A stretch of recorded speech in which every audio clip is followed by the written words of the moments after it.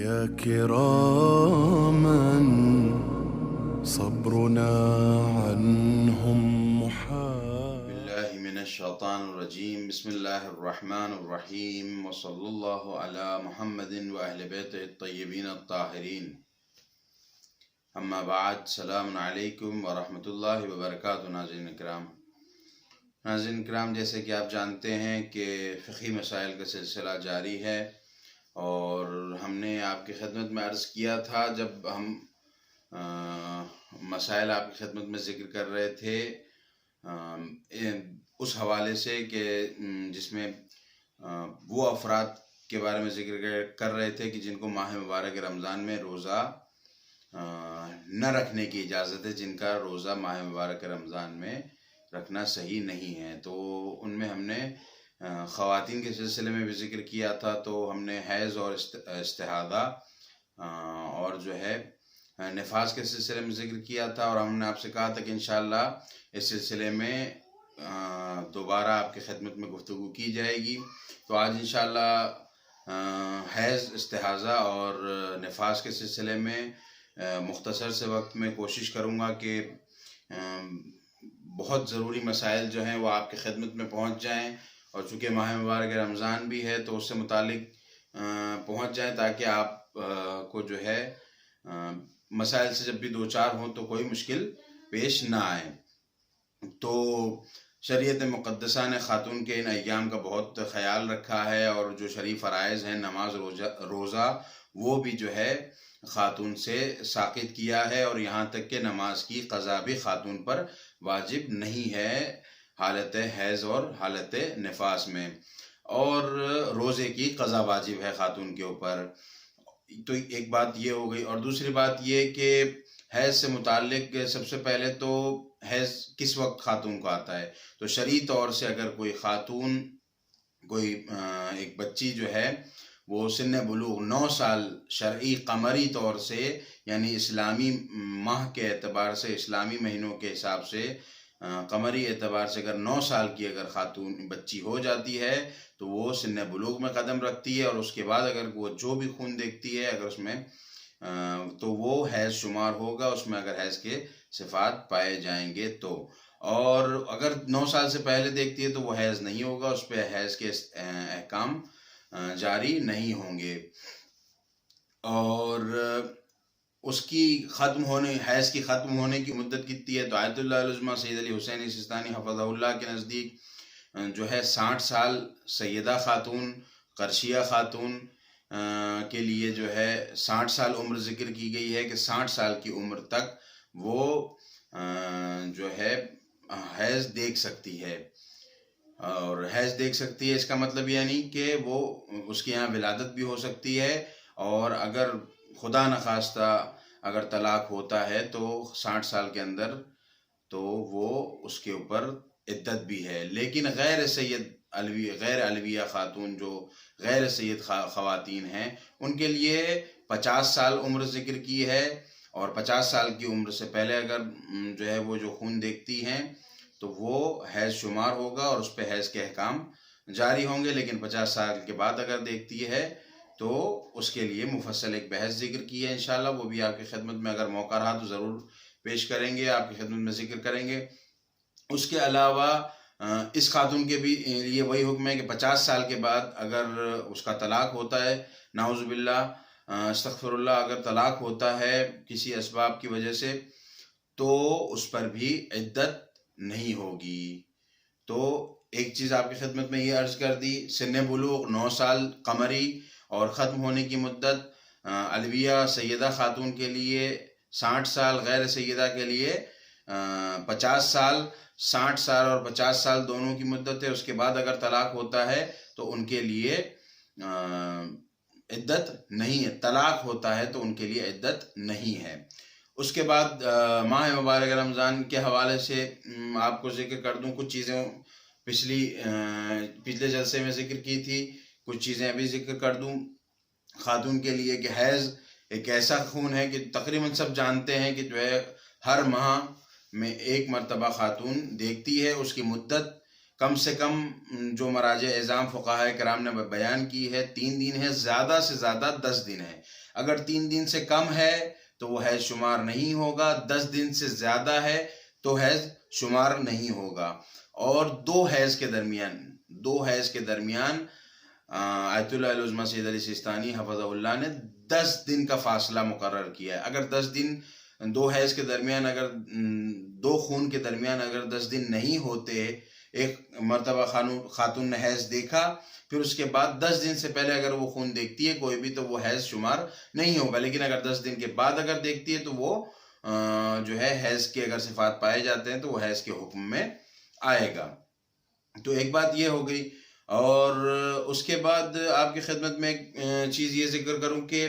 حیض کی حالت میں کیا کیا چیزیں خاتون کے لیے ضروری ہے عمل کرنا اور کن چیزوں سے اجتناب کرنا۔ تو خاتون کے لیے حیض کی حالت میں جو حکم ہے، جو مجنب شخص کے لیے جو حکم ہے، وہی حیض میں جو خاتون ہے اس کے لیے بھی حکم ہے، یعنی وہ مسجد میں داخل نہیں ہو سکتی، مسجد میں کوئی چیز رکھ نہیں سکتی، وہاں سے اٹھا نہیں سکتی، لیکن مسجد سے عبور کر سکتی، گزر سکتی ہے، لیکن مسجد الحرام میں وہاں داخل بھی نہیں ہو سکتی، مسجد الحرام میں، حرم مکہ میں داخل بھی نہیں ہو سکتی حیض کی حالت میں۔ اور مکروہ ہے اس کے لیے قرآن مجید کا اٹھانا اور قرآن مجید کے اطراف صفحوں کو چھونا، لیکن وہ خاتون جو حیض کی حالت میں ہے اس کے لیے ایک بہتر چیز یہ ہے کہ وہ وقت عبادت، وہ وقت جو اس کی عبادت کا وقت ہے، اس وقت میں خاتون اپنے لیے وضو کرے گی، نماز کے وقت جب نماز کا وقت داخل ہوگا تو وہ وضو کرے گی، اور وضو کے بعد جو ہے وہ ایک پاک اور صاف جگہ پہ بیٹھے گی اور وہاں تسبیحات اربع پڑھے گی، تسبیح پڑھے گی، اللہ کا ذکر کرے گی۔ ایسا نہیں کہ اس کے اوپر ساقط نماز ہو گئی ہے، تو وہ ایک بہتر ہے اس کی تربیت نفس کے لیے کہ وہ اللہ کی طرف متوجہ رہے، تو ایک یہ شریعت نے اس کے لیے چیز ذکر کی ہے۔ اور اس کے لیے جو ہے قرآن کے واجب سجدوں والے سوروں کا پڑھنا، قرآن کے واجب سجدے جس میں ہیں اس کو نہیں پڑھنا ہے، اس کی آیتوں کو پڑھنا اس کے لیے جائز نہیں ہے۔ کون سے ہیں؟ سورہ سجدہ آیت نمبر 15، سورہ فصلت آیت نمبر 37 اور اس کے بعد سورہ علق اور سورہ نجم، سورہ علق اور سورہ نجم کی آخری آیت، تو یہ جو ہے خاتون نہیں پڑھ سکتی۔ اس چیز کا خیال ماہ مبارک رمضان میں رکھنا ضروری ہے، کیونکہ خواتین قرآن مجید کی تلاوت فرماتی ہے تو ان سوروں کو نہ پڑھے۔ اور اس کے علاوہ بھی علم کے لیے بہتر ہے کہ وہ جو خواتین مسلسل اور مرد افراد جو قرآن مجید کی تلاوت کر رہے ہیں تو اس چیز کا خیال رکھیں کہ سورہ سجدہ، سورہ فصلت، سورہ نجم اور سورہ علق جو ہے ان سوروں میں سجدہ واجب ہے، اور ان میں سورہ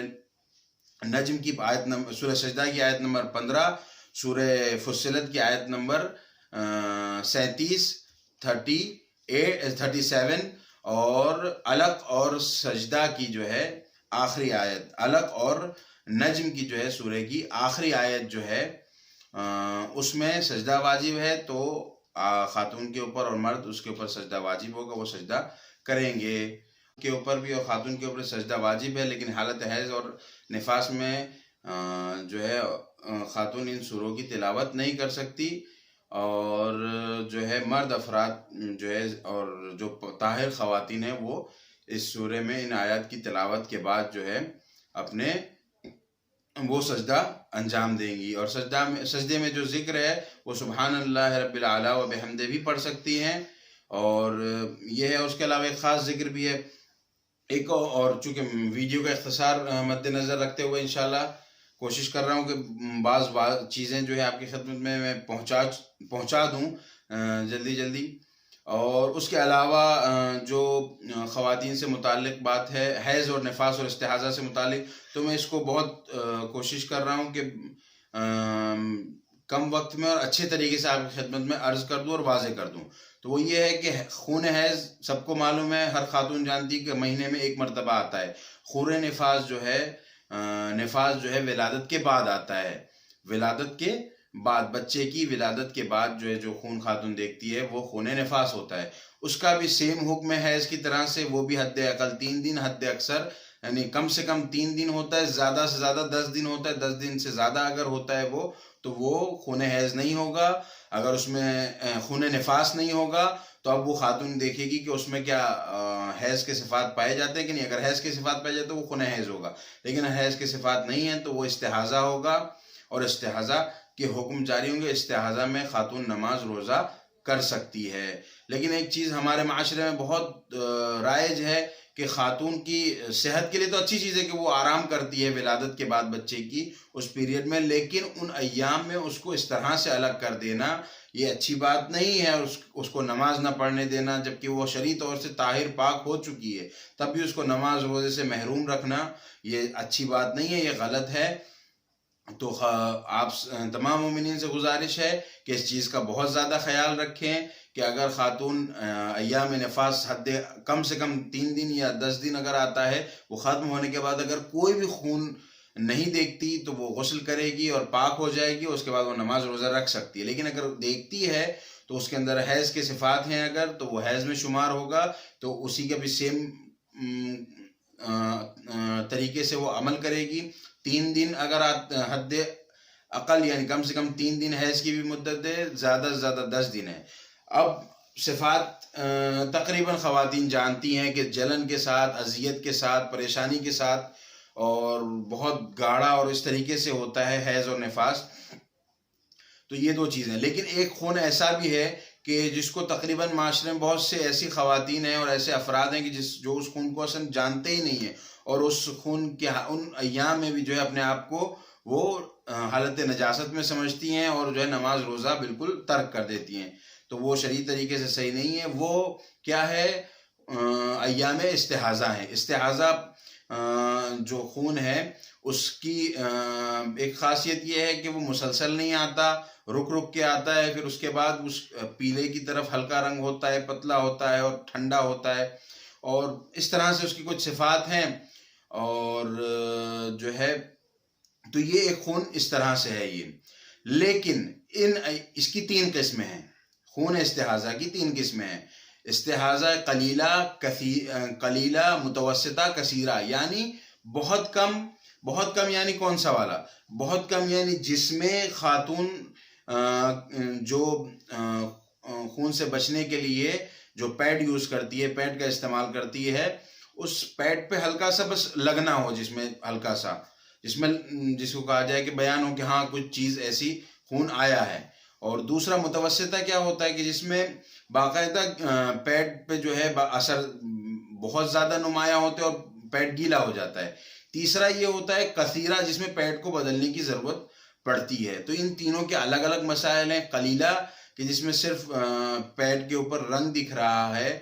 اور ہلکا سے جس میں سب سے شروعات ہوتی ہے، تو اس کا حکم یہ ہے کہ ہر نماز کے لیے، صبح کے لیے ایک وضو، ظہر کے لیے ایک وضو، عصر کے لیے ایک وضو، مغرب کے لیے ایک وضو، عشاء کے لیے ایک وضو، ہر نماز کے لیے الگ الگ وضو کرے گی خاتون. اور اگر اس کے علاوہ جو متوسطہ ہے، متوسطہ میں چونکہ گیلا ہوتا ہے، پیٹ کی حالت چینج ہو جاتی ہے، تو اس میں یہ خاتون کے لیے حکم ہے کہ وہ نماز صبح سے پہلے یعنی پہلے دن میں ایک غسل کرے گی، دن میں ایک غسل کرے گی. اس کے بعد ہر نماز کے لیے جو ہے وہ وضو کرے گی. صبح کے لیے وضو کرے گی، ظہر کے لیے ایک وضو کرے گی، عصر کے لیے ایک وضو کرے گی، مغرب کے لیے ایک وضو، عشاء کے لیے ایک وضو. تو ہر نماز کے لیے وہ وضو کرے گی. لیکن اگر خاتون چلیں اس کو انشاءاللہ آگے اس بات کو میں ذکر کر دوں گا کثیرہ کے بعد. تو کثیرہ اور اس کے بعد آخری کون سا ہے؟